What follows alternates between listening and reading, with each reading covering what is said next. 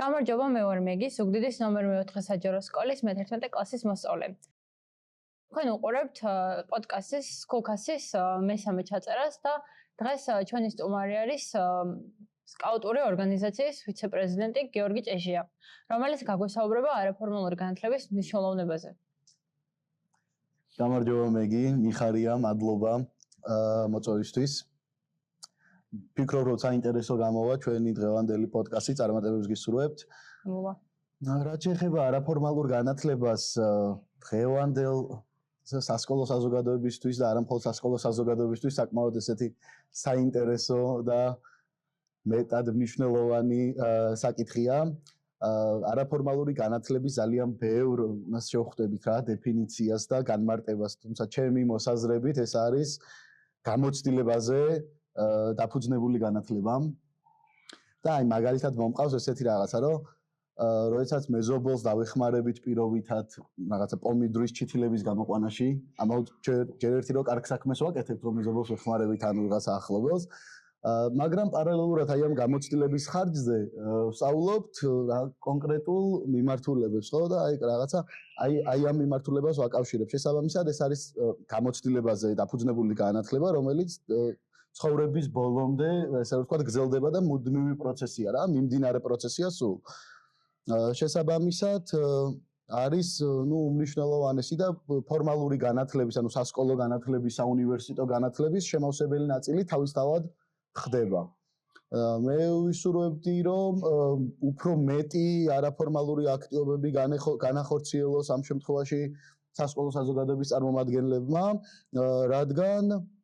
რადგან საბოლოო ჯამში ეს ხელს უწყობს მოზარდი თაობის განვითარებას და მათი პოტენციალის გამოვლენას, უნარების ხელშეწყობას, რომელიც დღევანდელ, ასე ვთქვათ, პერიოდში უმნიშვნელოვანესი არის უნარების განვითარება მოზარდი თაობის.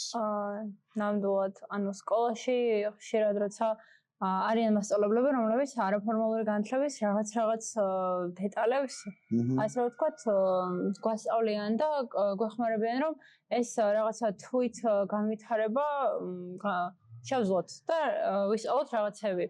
აი, ასევე თქვენ ხართ სკაუტი.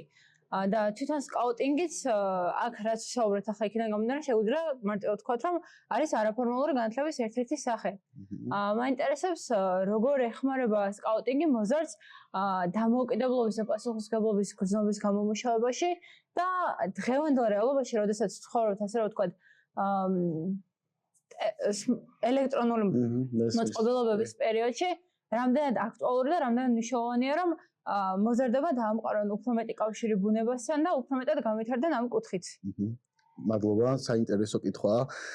დავიწყებ ბოლოდან პასუხის გაცემას.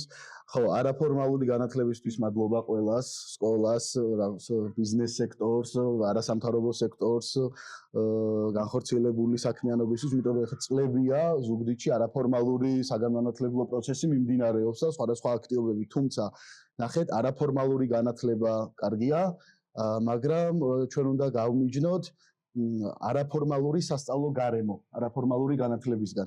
ნახეთ, სკაუტინგი, იცით რა არის? სკაუტინგი არის არაფორმალური განათლება არაფორმალურ სასწავლო გარემოში. ანუ ამ შემთხვევაში ბუნებაში. შესაბამისად, ნახეთ, ჩვენ შეიძლება სკოლაში გავაკეთოთ ან რაღაცა ტრეინინგ ცენტრში გავაკეთოთ რაღაც არაფორმალური ღონისძიება, ხო? მაგრამ გამოდის, რომ შედეგად ვიღებთ, რომ არაფორმალურ აქტივობებს ვაკეთებთ მაინც ფორმალურ გარემოში. და ჩვენ თუ ვიზამთ იმას, რომ არაფორმალური აქტივობა არაფორმალურ გარემოში ჩატარდეს, ბევრად უფრო პროდუქტიული იქნება მოზარდისთვის და მეტად საინტერესო, მეტად უფრო მრავალფეროვანი იქნება და აი უნარების განვითარებას ხელს შეუწყობს და თან საქმეში ჩაერთვება, აი ესე ვთქვათ, სასკოლო ტურიზმი, რომელიც ძალიან ესეთი ის არის რა, მნიშვნელოვანი პროცესი არის ზოგადად რა სასკოლო საზოგადოებამ, რომ აი ეს მიმართულება დაინტეგრიროს თავის სასწავლო პროცესში. რაც შეეხება სკაუტინგს, პირველ რიგში განაპირობებს სკაუტინგის, ესე ვთქვათ, პოპულარობას და სკაუტინგის შესაძლებლობები მეტწილად განპირობებულია მისი სასწავლო მეთოდით რა. სკაუტებს აქვთ სკაუტური სასწავლო მეთოდი შედგება 8 ელემენტისგან, სადაც იგულისხმება რომ სწავლა კეთებით, გუნდური მუშაობა, სკაუტური სიმბოლიკა, სკაუტური პირობა და კანონი და აი ესეთ მსგავსი ელემენტები ერთმანეთთან ერთიანდება და შემდგომ კოორდინირებულად როდესაც აი ამ პროცესს მიყვება, აი ამ სკაუტურ მეთოდს მიყვება იმ მოზარდი, კომპლექსურად იღებს ძალიან ბევრ შესაძლებლობას. რაც შეეხება თქვენს კითხვას გაჯეტებთან დაკავშირებით, ჩვენი მიზანი ამ შემთხვევაში არის რა? მოზარდიც კონდეს ნებისმიერ გარემოში ადაპტაციის უნარი. ანიშნულობა არა, რა გამოწვევაც არ უნდა იყოს, რა სივრცეშიც არ უნდა ვიყოთ, როგორი ამინდიც არ უნდა იყოს, ნებისმიერ გარემოში ადაპტაციის უნარი უნდა კონდეს მოზარდს. ამისთვის საჭიროა რა? დამოუკიდებლად ცხოვრების ესე ვთქვათ შესწავლა რა, დამოუკიდებლობის სახელოსნოში ვიწვევთ ჩვენ მოზარდებს, ესე რომ ვთქვათ. სადაც ვასწავლით თვითგადარჩენის პრინციპებს, ვასწავლით აი თუ ასაკობრივი კატეგორიის მიხედვით არის, აი მაგალითად პატარებს შეიძლება ვასწავლოთ ეს მინიმუმ რა ასაკიდან შეიძლება რომ 6 წლიდან. 6 წლიდან უკვე კარგი არის, 6 წლიდან 9 წლამდე ერთი ასაკობრივი კატეგორია, შემდგომ არის 9-დან 13-მდე, 13-დან 18-მდე და თავისთავად სკაუტინგი განსხვავებულია ასაკობრივი კატეგორიის მიხედვით. შესაბამისად, მაგრამ ესე ლაითმოტივად თანსდევს აი ამ სამივე ასაკობრივ კატეგორიას, რომ მოზარდი უნდა იყოს მეტად დამოუკიდებელი, მას უნდა შეეძლოს რაღაც აი სწრაფი რეაგირების უნარი უნდა კონდეს, ასევე აი ელემენტარული რაღაცები უნდა შეეძლოს, აი მაგალითად იცით რა, თუნდაც პირადი ჰიგიენის დაცვა, გარდა ამისა, რაღაცა კონკრეტული უნარები უნდა გააჩნდეს, მათ შორის ის რომ აი პირობითად რომ აიღვიძებს რომ თავისი ოთახი დაალაგოს და ასე შემდეგ რა. შესაბამისად, ხო, ეს არის. გონი ამომწურავად. ახლა ხო თუ სკაუტობა მინდა სიტყვაზე, როგორ შეიძლება რომ ვის მიმართოთ, ან არის თუ არა რაიმე ორგანიზაციები, რომლებიც ამაში დაგვაკვალიანებს და ლაშქრობებში შევძლებთ მონაწილეობას, ეს საინტერესო იქნება ალბათ ჩვენ მოყოლისთვის. კი. საქართველოში სკაუტური მოძრაობის ორგანიზაცია 1993 წელს დაფუძნდა. სამეგრელოში კი სკაუტები 2014 წლიდან აქტიურად მუშაობენ. შესაბამისად, სამეგრელოში შეუძლიათ ნებისმიერ მსურველს მონაწილეობის მიღება, მიუხედავად სქესისა, ასაკისა, რელიგიური, ასე ვთქვათ, მწამსისა. ყველასთვის ღია სკაუტინგის კარი, ეს არის სკაუტინგს ეძახიან მრავალფეროვან განათლებას, მრავალფეროვან საზოგადოებაში. ძალიან ფერადი არის. შესაბამისად, ყველასთვის მნიშვნელოვანია, ყველასთვის არის ღია ჩვენი კარები და ეხლა როგორ ხდება დარეგისტრირება. ყოველთვის არის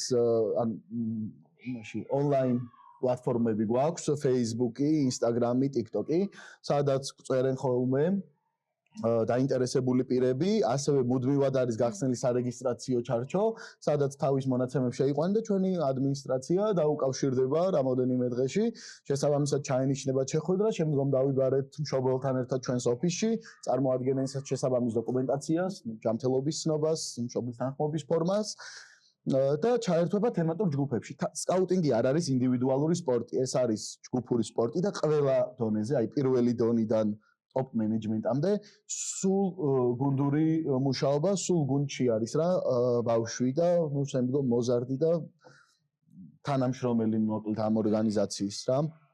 შესაბამისად, ნებისმიერ დროს დაგვიკავშირდნენ, კომენტარებში გავაკეთოთ ლინკი ჩვენი ორგანიზაციის და მოკლებით შეგვიძლია მოგწერონ და ფიქსირად გავცემთ პასუხს. დიდი მადლობა, ძალიან საინტერესოა და ძალიან კარგი არის ასევე ის, რომ ეს ჯგუფური აქტივობები და ზოგადად ბევრი მოსწავლისთვის საკმაოდ მნიშვნელოვანი არის, რომ აი ეს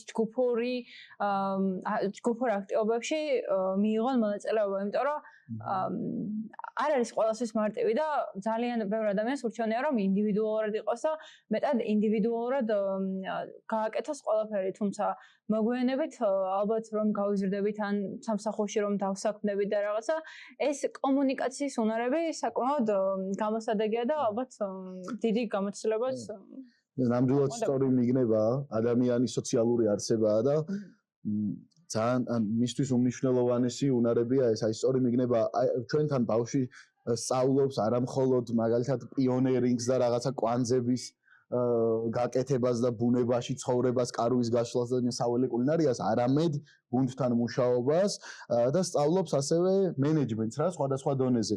აი იცით როგორ არის, ზოგადად სკაუტური ჯგუფი შედგება 8-10 წევრისგან, სადაც ყველას აქვს თავისი როლი.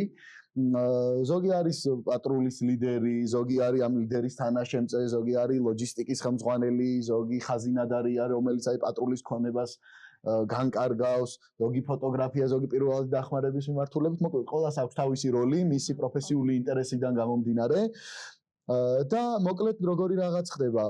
პირველი რომ ესენი ანუ ეს ჯგუფის წევრები ერთმანეთთან კოორდინირებენ და სწავლობენ აი მენეჯმენტს რა ჯერ 8 კაცში, 10 კაცში.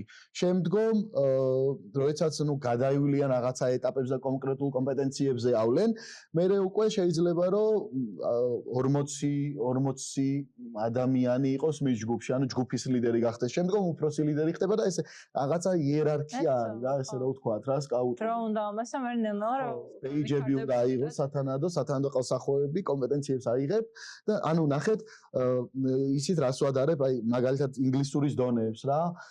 პირდაპირ აი რაღაცა უმაღლეს დონეზე ხო არა ვართ რა, მაგალითად C1-ზე რაღაცა სტარტერით უნდა დავიწყოთ და მერე ეტაპ და ნახეთ სკაუტინგში გარდა რაღაცა ბევრი სხვა სიკეთისა სწავლობ აი ამ მენეჯმენტს რა.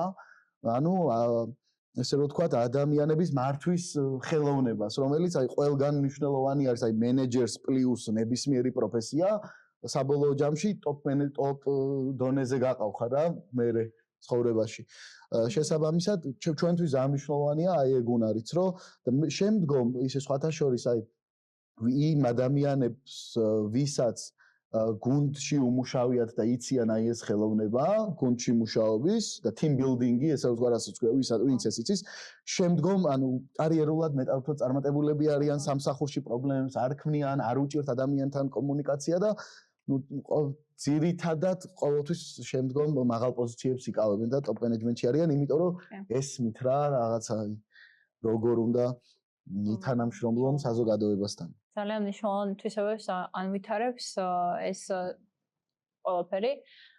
და ისე ახლა რომ ახსენეთ ის სკაუტური ყალსაბამი და ბეიჯები, ამ სკაუტურ ყალსაბამს კიდევ რა დანიშნულება აქვს და რა სიმბოლიკა აქვს, მაგას შეგიძლიათ რომ გვესაუბროთ. ხო, კი, როგორც აღნიშნეთ, აი ჩვენი ორგანიზაციის ერთ-ერთი აი ძირითადი მიმართულება და ჩვენი ორგანიზაციული კულტურის ნაწილია სიმბოლიკა და აი ყველასგან გამოვირჩევთ, აი ახლა მაგალითად თქვენ მეოთხე სკოლელი ბრძანდებით, მაგრამ აი ქალაქში რომ მიდიხართ, ვერავინ ვერ შეგამშვებთ რომ მეოთხე სკოლელი ხარ, არაერთი სიმბოლიკა ამის მახასიათებელი არ გაქვს არც სათანდო ფორმა, რაღაცა სასკოლო ფორმა რაღაცა და სკაუტების ნახვა და გამორჩევა ყველა შეუძლიათ აი ამ ხელსახოვით თუ ნახავ ადამიანს ხელსახოვით ყველა მიცის რომ სკაუტია. ამიტომ ძალიან მნიშვნელოვანია თან ამავდროულად საპასუხისმგებლოა. აი ეს ყველაფერი. და რაც შეეხება თქვენს კითხვას, ხო ეს ხელსახოვები განსხვავებულია დანიშნულების მიხედვით და გარდა იმისა რომ იცით რა არის სოფლიო სკაუტურ ორგანიზაციაში 172 ქვეყანაა. შესაბამისად როდესაც საერთაშორისო აქტივობებზე მივდივარ, მე ხვდები ვინ რომელი ქვეყნის წარმომადგენელია ყელსახვევით. ხვდები ბრიტანელი ვინ არის, ხვდები ფრანგი რომელია, ისინი ხვდებიან რომ მე ქართველი ვარ. იმიტომ რომ სათანადო სიმბოლიკა აქვს ჩემ ყელსახვევს. აი ეს დატვირთვაც აქვს რომ აი სწრაფად მივხვდე ვინ რომელი ქვეყნიდან არის. შემდგომ შეიძლება იცით როგორი დატვირთვა ქონდეს, აი მაგალითად თვითგადარჩენის ერთ-ერთი ისა აქვს, რომ თუ გვინდა წყლის გაფილტრვა, აი ამ ყელსახვევით ფილტრავთ წყალს რა, გადავკეცავთ ყელსახვევს და წყალს დავაცხამთ და შემდგომ შედარებით სუფთა წყალს მივიღებ. ხელის მოტეხილობის დროს ამ ყელსახვევს ხსნით და აი როგორც რა ქვია მას არ ვიცი ხელის სამაგრი რა ესე ვიყენებთ გარდა ამისაც სისხლდენის დროს გადასაჭერად და რავი ძალიან ბევრი ისა ის რა ქვია კვანძადაც კი ვიყენებთ აი ბევრი დანიშნულება შეიძლება კონდეს აი პატარა ყელსახვეში მაგრამ ძირითადი დანიშნულება რაც არის რომ ინფორმაცია გაიგო ინდივიდზე რა შეიძლება რაღაც ეს პეიჯებით და მე სკაუტის სიამაყეა ფაქტობრივად კი ნამდვილად ყველა სკაუტის ოცნებაა რომ რაც შეიძლება ბევრი ყელსახვევი კონდეს და ბევრი პეიჯის კონდეს ამაზე მულტფილმიც არის თუ გაქვთ ნანახი აპ რო არის მულტფილმი თუ ვისაც არ გაქვთ ნანახი ნახეთ პატარა ბიჭუნა არის სკაუტი რომელსაც ბოი სკაუტია რომელსაც აი ყველა ის აქვს რაღაცა ეს პეიჯი იცით როგორი რამე არის რაღაც კონკრეტულ კვალიფიკაციას რო დაძლევ, ან რაღაც დავალებას კონკრეტულ შეასრულებ, მაგალითად, დარგავ 75 ხეს. მაშინ გადმოგეცემა ამ 75 ხის დარგვისთვის აღნიშნული ჯილდო, რომელს გაგახსენდე შენ და ასევე სხვამაც იცოდეს რომ შენ ეს გააკეთე და შემდგომ სამკერდე ნიშანია რა. მაგალითად, თუ პირველად დახმარებაზე რაღაც კვალიფიკაციას აიმაღლებ, გადმოგეცემა ესეთ აი ამ მულტფილმში ბიჭუნას კონდა ბევრი ბეიჯი, ყველაფერი გაკეთებული ხონდა, ერთი რაღაც ხონდა დარჩენილი, დახმარება რა, სხვა ადამიანისთვის რაღაცა დახმარება უნდა გაეწია. და მოკლედ შემდგომ მთელი ამბები არის ამ მულტფილმში და ნახეთ ეს დახმარებაში კარგი იქნება ხარ რო თქვით რომ სამედიცინო რაღაცა გამოცდილება რო გაქვს და ეს ძალიან დიდ ლაშქრობებზეც, აი ბევრი ადამიანი რო ისეთ ლაშქრობებზეც მომხარტვამე და აი ალბათ ყველა ჯგუფს ეყოლება თავის საკუთარი რაღაც მედიცინაში გარკვეული ადამიანი, მაგრამ სიტყვაზე ისეთი სიტუაცია შეიქმნა, რომ ეს ადამიანი კონკრეტულად იმ მომენტში იქ არ არის, შესაძლოა რომ სხვა ასე იპოვონ და დაეხმარონ. ალბათ ეს დასკვნა გამოვიტანე. კი. ბევრი ან იცით რა არის აი სკაუტის ერთ-ერთი წესი არის, რომ სკაუტი არის სარგებლიანი. ანუ სკაუტის მოვალეობა იყოს სარგებლიანი. ყველა სკაუტი ვალდებულია ღვთის ერისა და საკუთარი თავის წინაშე, რომ მისი რაღაცა ცხოვრება აბა დღეს მე ვისრა ვარგეო ამ პრინციპზე იყოს დაყრდნობილი და მუდმივად რაღაცა პოზიტიური ცვლილებები შემოიტანოს გარემოში რა. და აი ამისთვის ამას კონკრეტული კომპეტენცია სჭირდება, აი მაგალითად თუნდაც ისევ სამედიცინო მიმართულებას მივყვეს, რომ აი ხშირად გქონია შემთხვევა ჩვენს ქალაქში, რომ აი მივდივარ ჩემ მანქანით და მოხდა ავტოს აგზაო შემთხვევა. არ იცის ხალხმა როგორ უნდა მოიქცეს, როგორ უნდა დაეხმაროს რაღაცა დაზარალებულ შესაძლოა არ იცოდეს ისიც რომ აი ელემენტარული მაგალითად 112-ში დარეკოს. ეს ერთი მაგალითი არის და გარდა ამისა რა ვიცი, ბევრი ესეთი მაგალითი არის, სადაც ეს სკაუტური უნარები პირადად მე გამომდგომია ჩემს მეგობრებსაც რა და ამიტომ ყველას მოუწოდებ რომ არა აუცილებელი მარტო კონკრეტულად სკაუტინგის გარშემო განივითარო ეს უნარები რა ცალკეულადაც შეგიძლია სკაუტინგის გარდა სხვა პროცესებიც მივდივიდეს არაფორმალური პროცესები და საკმაოდ ამომწურავი ინფორმაცია იყო სკაუტინგზე და ძალიან დიდი მადლობა ამისთვის და ასევე ახლა მაინტერესებს რას ურჩევდით სკოლებს რომ მეტად განავითარონ არაფორმალური განათლება და რა შეიძლება რომ შესთავაზონ მათ მოსწავლეებს. მადლობა, საინტერესო კითხვაა. ჩემი დიდი სურვილი იქნება რომ სკოლებში მეტად ინტეგრირდეს და მეტი ყურადღება დაეთმოს სასკოლო ტურიზმს და ზოგადად მის მნიშვნელობას, იმიტომ რომ ეს არის უნიკალური შესაძლებლობა ნებისმიერი მიმართულებით რა ნებისმიერი განხრით ზოგადად ტურიზმი არის ძალიან მრავალფეროვანი და ყველაფერთან თავსებადი სკოლის მთლიან რა ვიცი ყველა სასკოლო კურიკულუმთან სრულად არის თავსებადი ქართული ტურიზმი რა და საგანმანათლებლო ტურიზმის როლი რეალურად რო ვთქვათ არის ნულთან ახლოს ჩვენს ქვეყანაში ამიტომ მე არ ვიცი მე ვისურვებდი რომ მეტად გაძლიერდეს სკოლაში ეს მიმართულება და ნუ აი ამ ყველაფერს რა თქმა უნდა სჭირდება შესაბამისი კომპეტენტური ჯგუფი სკოლაში რომ სწორად დაგეგმონ მაგალითად სასკოლო ექსკურსიები. ეხლა სასკოლო ტურიზმზე რეალურად მახსენდება სკოლებში სკოლებს აქვს წელიწადში ერთხელ ექსკურსიები. და ესეთი რაღაცა არის, რომ ორდღიანი ექსკურსია, დავგეგმოთ ორდღიანი ექსკურსიები და მე მთელი ის აჟიოტაჟი მიდის ამ ყველაფერთან დაკავშირებით. აი იცით რისი თქმა მინდა, თავიდანვე არასწორი არის ნაბიჯი ზოგადად ტერმინი ექსკურსია. ორდღიანი ექსკურსია საერთოდ არ არსებობს ბუნებაში ესეთი ტერმინი, რომ ორდღიანი ექსკურსია. ექსკურსია არის ერთდღიანი, არ ითვალისწინებს განთავსებას და არის არაუმეტეს 24 საათისა. შესაბამისად, როდესაც სასკოლო ტურიზმის მიმართულებით რაღაცა ნაბიჯებს დგამ, მინიმუმ თავიდანვე სწორად უნდა დაგეგმო პროცესი და არ უნდა იყოს ეს ხა ცოტა არ მინდა ნეგატიურ კონტექსტში წავიყვანო ჩვენი ბლოგი, თუმცა არ უნდა იყოს ექსკურსია ეკლესიასთან ხაჭაპურის ისა რა ქვია ჭამის დღე. შესაბამისად, ეს უნდა იყოს მეტად უფრო მრავალფეროვანი, საინტერესო და უნდა იყოს დატვირთული სხვადასხვა შემეცნებითი და საგანმანათლებლო აქტივობებით და ხო, აი ამას ანუ ეს ახლა ჩვეულებრივ როგორც სადამრიგებლო კლასში ხდება რომ აი რაღაც ჯგუფურად წასო და ანუ ცალკე უნდა ყავდეს ესე იგი სკოლას ჯგუფი ამას ამბობთ? არა, ეს მასწავლებლებს უნდა ჩაუტარდეთ შესაბამისი ტრენინგები რომ უკეთ განახორციელონ ეს ესეთი. ეხლა მე ვმუშაობ გზამკვლევზე, ჩემი პროფესიით ვარ ტურიზმის მენეჯერი, შემდგომ მაგისტრატურა დავამთავრე ზოგადი განათლების ადმინისტრების მიმართულებით. აღმოჩნდი საგანმანათლებლო ტურიზმში, სასკოლო ტურიზმში, თან სკაუტური გამოცდილებაც დაემატა ამ ყველაფერს და მოკლედ ვარ ჩემი აზრით ვარ საგანმანათლებლო და სასკოლო ტურიზმის ელჩი.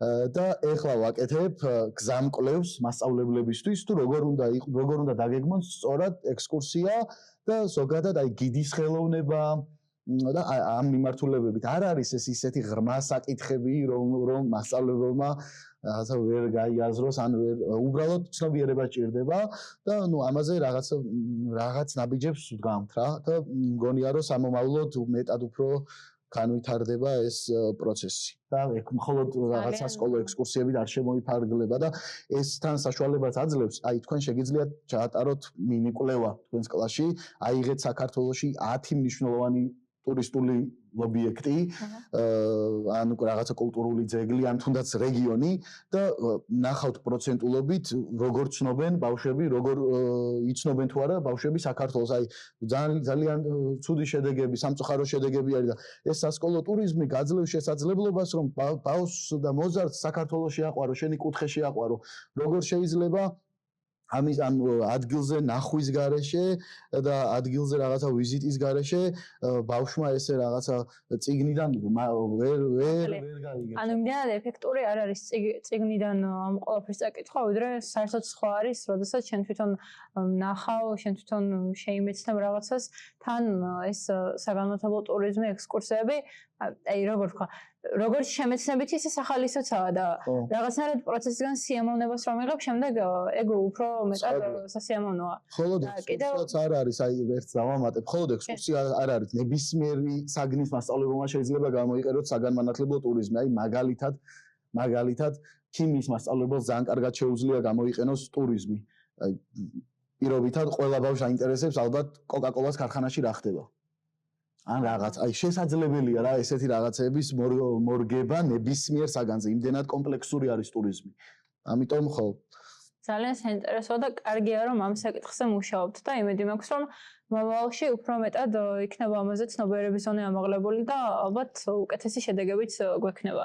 ისე გაცვლით პროგრამებზე რისი თქმა შეგვიძლია, ესეც ძალიან საინტერესოა, იმიტომ რომ გაცვლითი პროგრამებიც მნიშვნელოვანია, ძალიან ბევრი ახალგაზრდას აქვს სურვილი რომ მონაწილეობა მიიღოს და რატომ არის ასე მნიშვნელოვანი რომ აი თუნდა ერთი კვირიც მაინც სხვა ქვეყანაში ან ქალაქში გაატაროს მოსწავლემ დრო და რას შეიმეცნებს იქ. გასაგებია.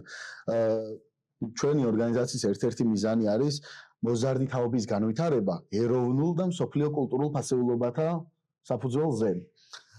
პირველ რიგში გაცვლითი პროგრამა იმიტომ არის მნიშვნელოვანი, რომ ნახოს მოზარდმა ეს მრავალფეროვნება, ახალგაზრდამ ნახოს ის რაღაცა განსხვავებული კონტექსტი, რაც ხდება რეალურად სამყაროში, მსოფლიოში, ბევრი რაღაცა best პრაქტიკები წამოიღოს იქიდან და შემდგომ იმის ინტეგრირება მოახდინოს საკუთარ ქვეყანაში და მეორე მხრივ აქედან საუკეთესო პრაქტიკები, კულტურა, ტრადიცია, ცოდნა, გამოცდილება, ხასიათი ქართული წაიღოს და სხვას დაანახოს და აი ელჩი იყოს და ის იყოს რა როგორ იცი დესპანი იყოს რა თავისი ქვეყნის ამისთვის არის მნიშვნელოვანი ჯერ ერთი მეორე ის რომ საერთაშორისო და ასევე ის რომ საერთაშორისო საზოგადოებაში რაღაცა ღირსეული ადგილი ვთქვათ ჩვენს და აი ამ მრავალფეროვნება ჩვენს გავალამაზოთ და ჩვენს ვიყოთ ამის ნაწილი. გარდა ამისა მეგობრები საერთაშორისო დონეზე რომელიც საბოლოო ჯამში ძალიან მნიშვნელოვან როლს ასრულებს ადამიანის ცხოვრებაში. ეხლა რაც შეეხება შესაძლებლობებს, რა შესაძლებლობები გვაქვს ჩვენ დღესდღეობით საერთაშორისო მიმართულებით. რამოდენიმე საერთაშორისო აქტივობა გვექნება სკაუტებს, მალე აი 1 დეკემბრიდან უკვე გამოვაცხადებთ კოლებს.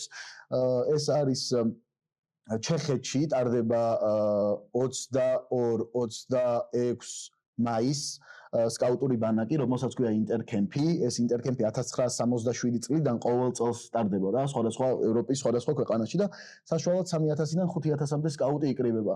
ჩვენ წინა წელს ვიყავით, წინა წელს გერმანიაში ჩატარდა ინტერკემპი, ძალიან მოგვეწონა, კარგი იყო, შესაბამისად წინა წელს 10 სკაუტი ვიყავით. წელს ვაპირებთ, რომ 30-დან მეტი წავიდეთ და უკვე დარეზერვებული გვაქვს ესე რომ ვთქვათ ჩვენი კვოტები. უფრო მაღალ კვალიფიციური სკაუტები მიდიან ნებისმიერ შეუძლია. ნებისმიერ შეძლებს, ანუ მინიმალური კომპეტენციები უნდა გქონდეს, აი კემპინგი მაინც უნდა იცოდეს, კარავში ცხოვრება უნდა შეეძლოს და თვითონ თავისი საკვების მომზადება უნდა შეეძლოს. და ასე შემდეგ. ასევე მინიმალური დონეზე საჭირო არის უცხო ენის ცოდნაც. იქ ყველა ქვეყნიდან არიან წარმომადგენლები. გარდა ამისა, კიდევ არის სხვადასხვა აქტივობები, რუმინეთში გვექნება ასევე ზაფხულში, ბრიტანეთში, კორეაშიც გვექნება ერთი აქტივობა და ყველაზე დიდი აქტივობა, რომელსაც ვემზადებით უკვე დავიწყეთ მზადება, ეს არის 2027 წელს პოლონეთში ჩატარდება მსოფლიო სკაუტების ჯემბორი, ანუ მსოფლიო სკაუტების ბანაკი, ყველაზე დიდი ბანაკი. 2019 წელს ეს ბანაკი ჩატარდა, ანუ ყოველ 4 წელიწადში ერთხელ ტარდება. 2019 წელს ჩატარდა კორეაში, არა 2013 წელს ამერიკაში, 2023-ში კორეაში და ეხლა პოლონეთში იქნება. და ქართველი სკაუტებისთვის უფრო მარტივი იქნება იქ მოგზაურობა რა და წასვლა. შესაბამისად, ამისთვის უკვე ემზადებით, ეს იქნება მასშტაბური ძალიან დიდი პროექტი. ალბათ 50000 სკაუტი მაინც შეგროვდება. აი ამ იდეის გარშემო, მოკლედ არის რა სხვადასხვა აქტივობები, რომელიც საინტერესო შეიძლება იყოს ზუგდიდელი და მეგრელი, ესე ვთქვათ, ახალგაზრდებისთვის და არა მხოლოდ მათთვის. არა მხოლოდ, ზოგადად საქართველოს მოსახლეობისთვის. ძალიან ზოგადად ახლა რომ თქვით ის გაცვლითი პროგრამები და რაღაცა, იქაც ახლა რამხელა სიამაყეა, როცა ჩვენ საქართველო პატარა ქვეყანა ვარ და მაინც დიდი ისტორიის მატარებლები და ძალიან ბევრი ქართულის აი პრეზენტაციებს რომ აკეთებენ საზღვარგარეთ და რაღაც სიამაყე არის ჩვენი ისტორიის გაზიარება და ამის გამო ორმაგად უფრო სასიამოვნო არის ალბათ ეს პროცესი. ნამდვილად. საკმაოდ საინტერესო ინფორმაცია იყო, მინდა რომ დიდი მადლობა გადაგიხადოთ და უკვე დასასრულს უახლოვდებით. თუ გინდათ რაიმე რომ უთხრათ ახალ მაყურებელს დამატებით? პირველ რიგში მადლობა თქვენ წარმატებებს გისურვებთ და ჩვენ მაყურებელს უსურვებდი რომ ბევრი იხეტიალეთ რა, იმოგზაურეთ, აღმოაჩინეთ საქართველო, რეგიონი აღმოაჩინეთ, იარეთ რა. ყველა ბიუჯეტის ტური შეიძლება სამეგრელოში მოიზებნოს. რა ვიცი, ჩემი ის მახსენდება ყოველთვის პროფესორი, როდესაც სტუდენტები ვიყავით, გვეუბნებოდა 40 თეთრიანი ტურებიც არსებობს, მეგობრებო, იქით წახვალ, აქით წამოხვალ. შესაბამისად, ყველა ბიუჯეტის ტური არის და იარეთ, დრო უქმად არ დაკარგოთ, საზუგდიდი ნახეთ, მერე სამეგრელო, მერე საქართველო და ვიხეტიალოთ, ვიაროთ, ვიმოგზაუროთ რა. ამას ურჩევდი ყველას. ძალიან დიდი მადლობა, ძალიან საინტერესო იყო ეს ჩაწერა და ახლა ჩვენს მაყურებელს მინდა უთხრა რომ თუ გინდათ რომ კიდევ მრავალ ვიდეოს უყუროთ და ძალიან დაინტერესებული ხართ სხვადასხვა ინფორმაციის მიღებით, მაშინ დაგვიწერეთ კომენტარები, გამოიწერეთ ჩვენი არხი და გამოიწერეთ ასევე გამოგვიწერეთ TikTok-ზე, Instagram-სა და YouTube-ზე, რა თქმა უნდა. მადლობა, ახლა დაგემშვიდობებით, შემდეგ შეხვედრამდე.